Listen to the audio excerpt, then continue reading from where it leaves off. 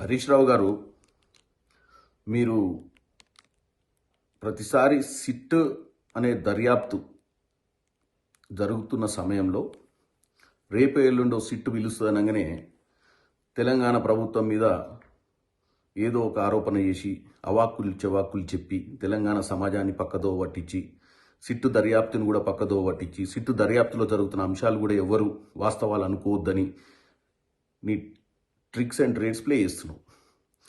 ఈరోజు మీరు మాట్లాడుతున్నటువంటి అంశాలు సింగరేణిలో రేవంత్ రెడ్డి గారి బామ్మర్దికి కోట్ల రూపాయల కాంట్రాక్టులు కట్టగంటిరని. అసలు ఈ సృజన్ రెడ్డి ఎవరు?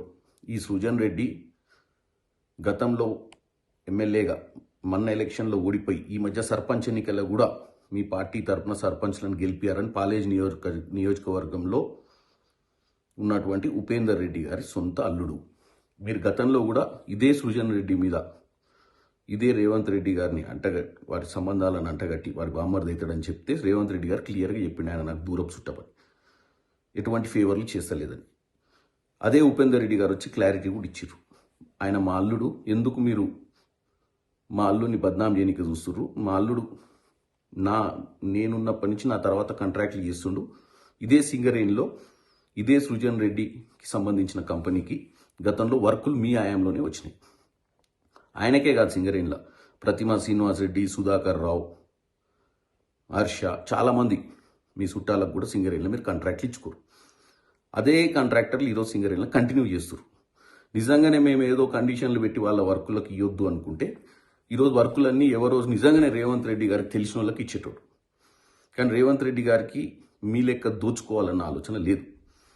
కాకపోతే ఈ సిట్టు దర్యాప్తులో కవిత భర్తని మీరు సొంత అల్లున్నే మీరు ఫోన్ ట్యాపింగ్ చేసిరన్న విషయాన్ని మీ కుటుంబ సభ్యురాలే చెప్పింది. మరి ఈరోజు తెలంగాణ సమాజానికి వాస్తవం కాదా తెలవాలి కాబట్టి సిట్టు దర్యాప్తు నడుస్తుంది.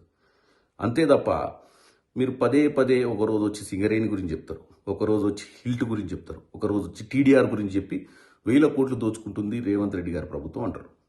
నేను ఒకటే చెప్పదలుచుకున్నాను, సింగరేణి విషయాల్లో వస్తే మీరు ఒక పని చేయండి, మీరు మీ బామ్మర్ది ఇద్దరు కలిసి ఒక లెటర్ రాయండి, ఎవరికి? ప్రభుత్వానికి. ఇద్దరు సంతకం పెట్టండి, కింద పెట్టి దర్యాప్తు చేయమని చెప్పి రాయండి. నేను కూడా ఒక పార్లమెంట్ సభ్యునిగా ప్రభుత్వాన్ని రిక్వెస్ట్ చేస్తే దర్యాప్తు జరగాలి, ప్రజలకు వాస్తవాలు తెలియాలని.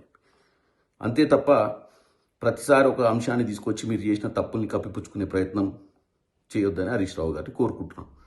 ఇంకోటి, మీకు కిషన్ రెడ్డి గారికి మంచి సంబంధాలు ఉన్నాయి, మన రాష్ట్రం వాడే బొగ్గు గనుల శాఖ మంత్రి గారు, ఆయనకు రాయండి, లేకపోతే రాసి సెంట్రల్ గవర్నమెంట్ నుంచి దర్యాప్తు చేయించమని. ఈ 2014 నుంచి 2026 వరకు ఈ 12 ఏళ్ళ నుంచి తెలంగాణ వచ్చిన తర్వాత వాస్తవంగా ఎక్కడేం జరిగిందనేది వాళ్ళే చెప్తారు ఎంక్వైరీ చేసి. అంతే తప్ప మీరేదో ఇష్టం వచ్చినప్పుడు ఇద్దరు ప్రెస్ మీట్లు పెట్టి ఏదో ముచ్చట చెప్పి సమాజాన్ని పక్కదో పట్టించే ప్రయత్నం చేయొద్దని హరీష్ రావు గారిని కోరుకుంటున్నాం. ఇక పోతే హిల్ట్ అనే దాన్ని ఇప్పటి వరకు తెలంగాణ దోచుకునే ప్రయత్నం, తెలంగాణలో ఉన్నటువంటి ఈ ప్రభుత్వం దోచుకునే ప్రయత్నం చేయలే. ఎందుకంటే పాలసీ తీసుకొచ్చినప్పుడే డిస్కషన్ అయింది. ఆ పాలసీ డిస్కషన్ అయినాక ఇప్పటి వరకు ఏ ఇండస్ట్రియలిస్ట్ కూడా ఏం చేసినటువంటి ప్రయత్నాలు జరగలేదు. టీడీఆర్ ఇప్పటి వరకు మేము పాలసీయే తీసుకురాలేదు. సో గతంలో మీరు ఇలాంటి విషయాలన్నింటినీ కూడా ప్రజల ముందుకు తీసుకొచ్చిన విషయాన్ని గుర్తుకు చేస్తున్న ప్రజలకు.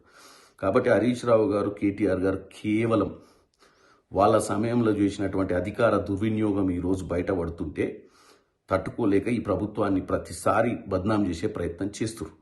కాబట్టి నేను ఒకటే కోరుకుంటున్నా, మీకు నిజంగా చిత్తశుద్ధి ఉంటే ఎంక్వైరీ అడగండి, అంతే తప్ప ఈ ప్రభుత్వాన్ని నిందల పాలు చేయొద్దని కోరుకుంటున్నాను.